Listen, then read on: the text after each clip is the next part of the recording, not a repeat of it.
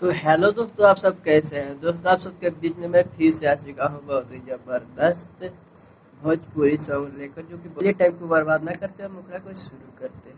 पियऊ के हंसी जइसे लागेला मिठैया राम।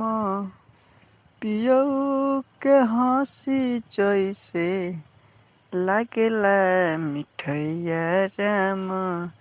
बलमु केही पिडोले बहे जब पुरवैया राम। बलमु केही पिडोले बहे जब पुरवैया राम। इसके बाद फर्स्ट अंतरा तो चलिए सुनाते हैं।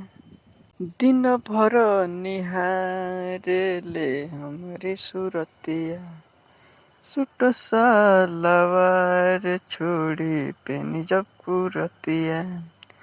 दिन भर निहारे ले हमारी सूरतिया, सूट सलवार छोड़ी पेनी जब पुरतिया।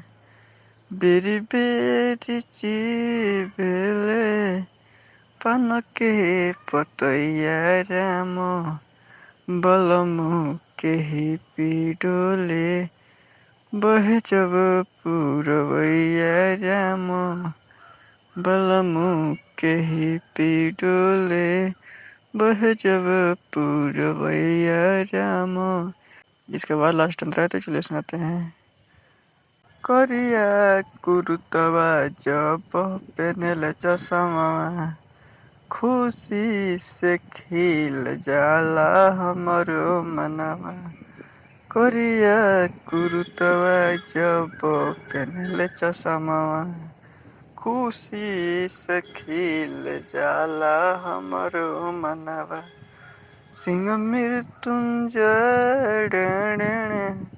हवन पर छैया राम। बलमु केही पिडोले जैसे पुरवैया राम। बलमु केही पिडोले बहे जब पुरवैया राम। बलमु केही पिडोले बहे जब पुरवैया राम। दोस्तों, अगर यह वीडियो आपको अच्छा लगा तो वीडियो को ज़्यादा से ज़्यादा शेयर कीजिएगा। हमारे चैनल पर नए हैं तो चैनल को सब्सक्राइब जरूर कीजिएगा। ओके, मिलते हैं फिर नेक्स्ट वीडियो में, तब के लिए बाय बाय।